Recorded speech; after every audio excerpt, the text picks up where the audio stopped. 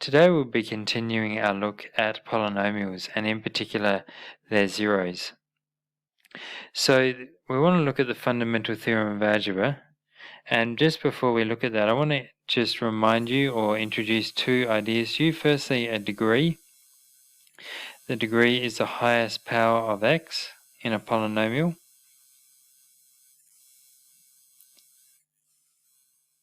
So for example, a cubic, the highest power of x is 3, so we would say that it has degree 3.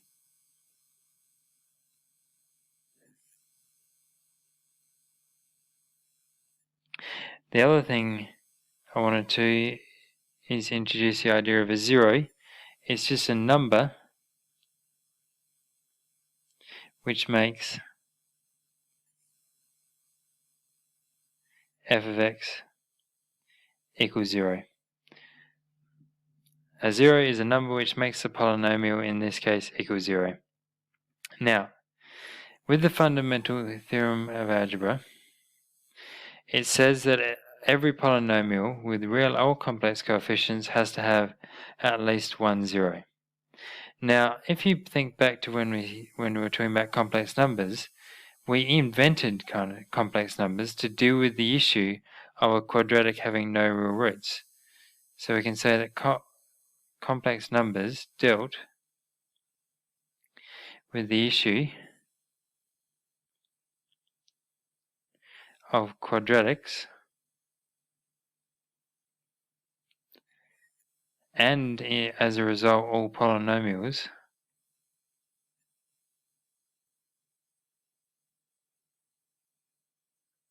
having no real zeros.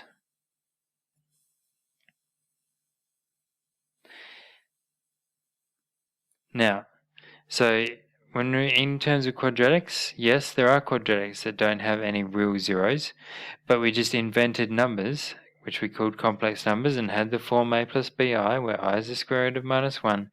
We invented those numbers so we could then say that those quadratics, and as a result, those polynomials, have roots. So when we say that all polynomials have at least one zero, then that's true. It doesn't mean they're real. They may be complex, but there is at least one zero for every polynomial. Now you might say, well, why at least one? Isn't the number of zeros equal to the degree? And yes, it is, but you could have 1 0 repeated multiple times. Okay, so at least 1 0 allows for the possibility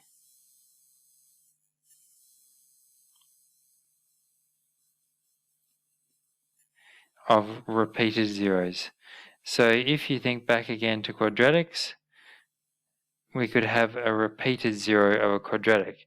For example, if we think something like f of x equals x squared plus 6x plus 9, under factorization, that's x plus 3 squared, so it has a 0 of minus 3.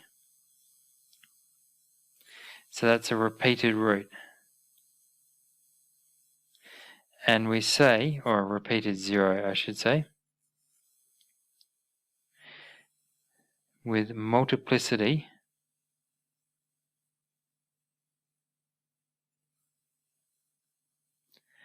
of 2. So multiplicity just tells us how many times the root is, or the 0 is repeated.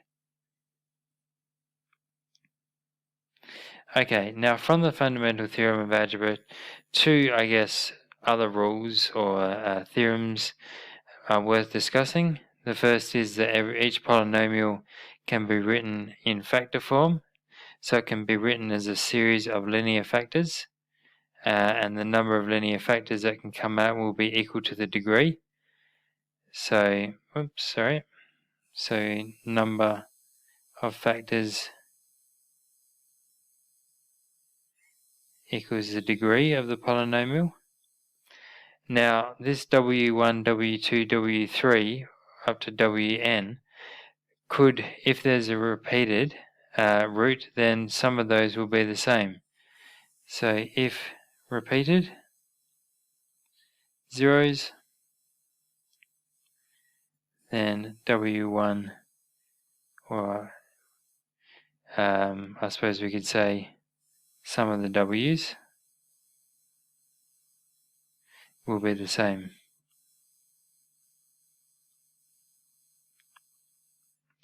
And then finally, the conjugate root theorem says that if a polynomial has a complex root z, then its conjugate is also going to be a 0. Okay, so if f of z equals 0, then f of z star equals 0, where z is equal to a plus bi, and z star is a conjugate, so it's the imaginary part with the sign reverse, so it's a take bi. Okay, let's have a look at how we might use this. So the first one says that -1 is a 0 of this polynomial, so it's a polynomial with degree 5. And the 0 of -1 has a multiplicity of 3. So express f of x as a product of linear factors. Well, if it's got a multiplicity of 3, that means that x plus I, and x plus I, and then some other set of factors will be, so we'll be able to write these three. These are 3 of the factors of my polynomial, because the idea of the multiplicity means that -1 is repeated 3 times, and so then these will be 3 factors of my polynomial. But I need to find the other. There will be 2 more factors. Now just note that -1 is a 0 of x plus 1. So we talked back in the second one, writing factors, x take w1, where w1 is a 0. Well, if we think about x take -1, -1 is a 0. And so then x take the 0 is the factor. So if I do x take -1, I'll get x plus 1. And so that will be the fact. That will account for 3 of the factors. Okay, so how am I going to find these 2 more factors? Well, because x plus 1 is a factor 3 times over, what I can do is I can actually divide f of x by x plus 1 3 times. So I'll use synthetic division because it's easier. I could expand out x plus 1 times x plus 1 times x plus 1 and then use long division, but it's going to be easier to use synthetic division. So the coefficients are 7, 4, 3, -13, -17, and -6. Okay, so I'll bring the 2 down, multiply it by -1, that gives me -2. 7 add -2 is 7 take 2, which is 5, times the 5 by -1. Then 3 plus -5 is 3 take 5, which is -2.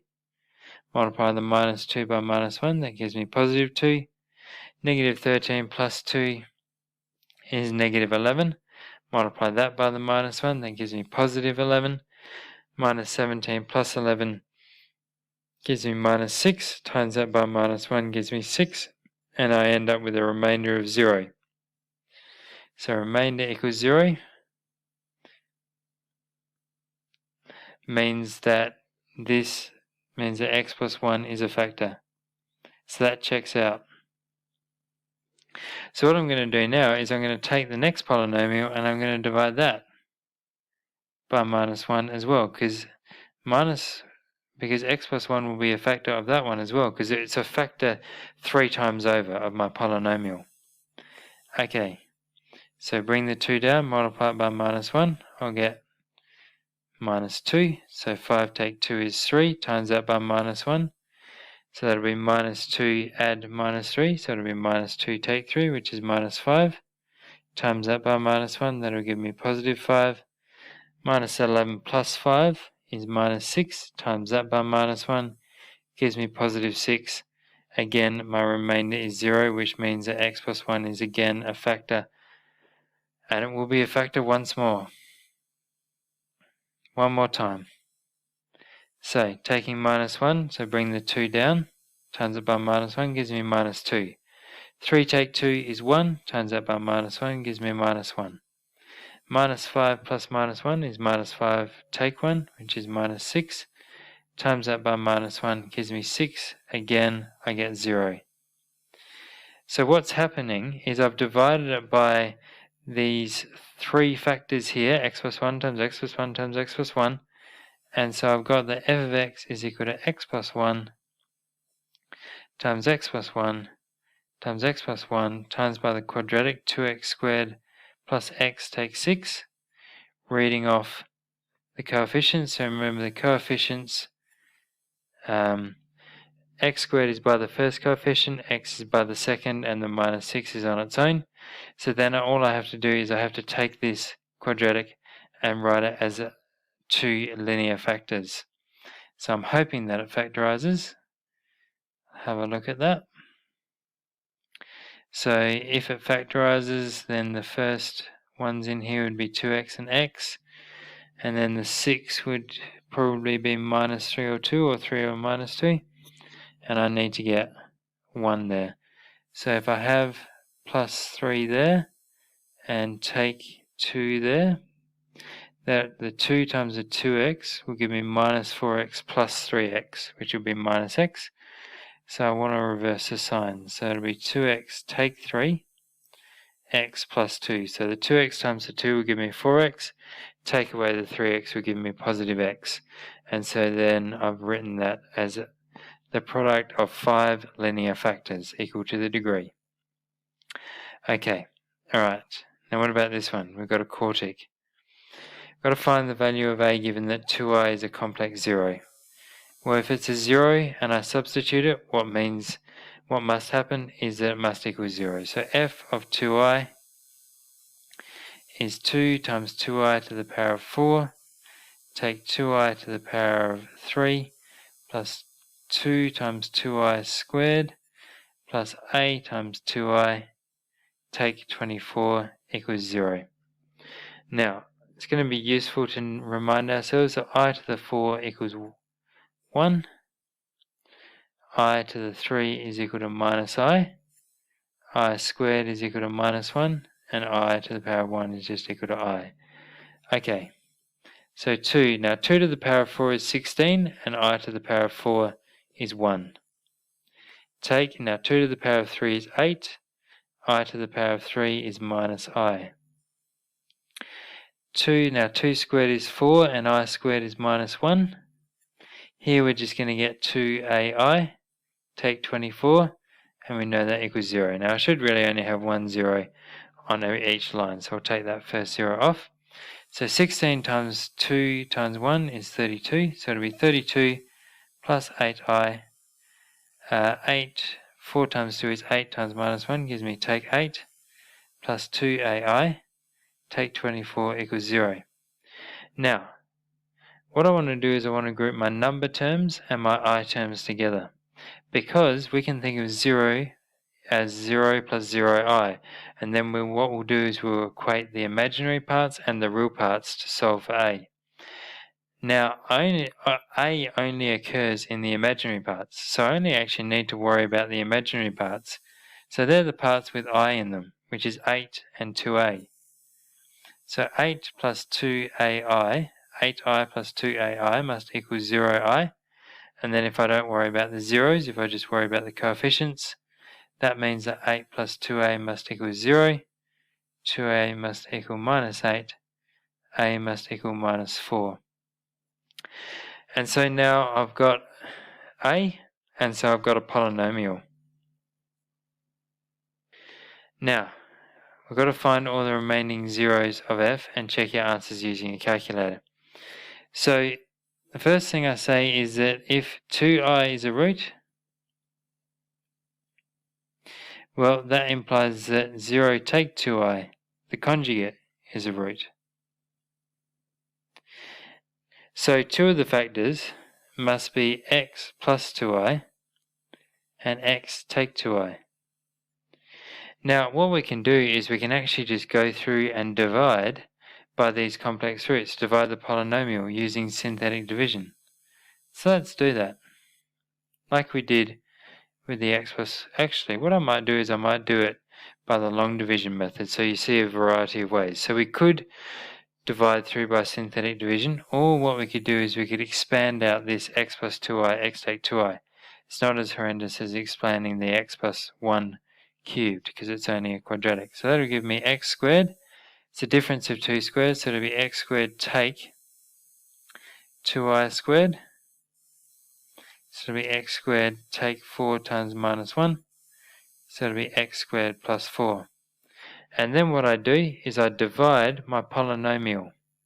So my polynomial, and this time I'm using long division. So I just got to remind myself of my polynomial. It's 2x to the power of 4, take x to the power of 3, plus 2x squared, take 4x. We found a, the coefficient of x, was minus 4, and then the last one is take 24. And I'm dividing that by x squared plus. Now what I'm going to do is it's got an x term in it, so I don't want to forget that. So I'm going to write it as x squared plus 0x plus 4. So I take 2x to the power of 4, I divide that by x squared, that gives me 2x squared. I take the 2x squared and I multiply it by x squared plus 0x plus 4. What that does is that gives me 2x to the power of 4 plus 0x cubed plus, now 2x squared times 4 is 8x squared. And I'm going to subtract those. The first thing always has to give me 0, and it does. 2x to the power of 4 take 2x to the power of 4 gives me 0. Minus x cubed take 0 will give me minus x cubed. And 2x squared take 8x squared gives me minus 6x squared. And I bring down the take 4x. I then take x squared and I divide minus x cubed by x squared, which gives me minus x. Take the minus x, multiply it by what I'm dividing by. Minus x times x squared gives me minus x cubed, same as what I had before. Minus x times 0x will just give me plus 0x squared. And minus x times 4 will give me take 4x. Okay, so I'm going to subtract these. So minus x cubed take minus x cubed will give me 0. Minus 6x squared take 0 will just give me minus 6x squared. And minus 4x take minus 4x will just give me 0x. I'll bring down the minus 24. And then I say, okay, minus 6x squared divided by x squared will be minus 6. Times minus 6 by what we're dividing by will be minus 6x squared plus 0x. And then minus 6 times 24 gives me minus 24. And you can see exactly what we had there. So when we subtract those two, we're going to get a remainder of 0, which fits because x squared plus 4 is a factor of my quartic. Now, if that's the case, then we can write f of x as x squared plus 4. What's the other quadratic factor? Well, it's what I got when I divided. So it's 2x squared, take x, take 6, which is actually similar to what we had before. So that can be factorized. First of all, the x squared plus 4 can be factorized as x plus 2i, x take 2i. That's what we had before we multiplied it out. And then the 2x squared take x take 6 can be factorized into 2x and x. I want minus 2 there to give me minus 4x and plus 3 here. So it'll be minus 4x plus 3x, which will give me minus x. And so I've written that as a combination of linear factors.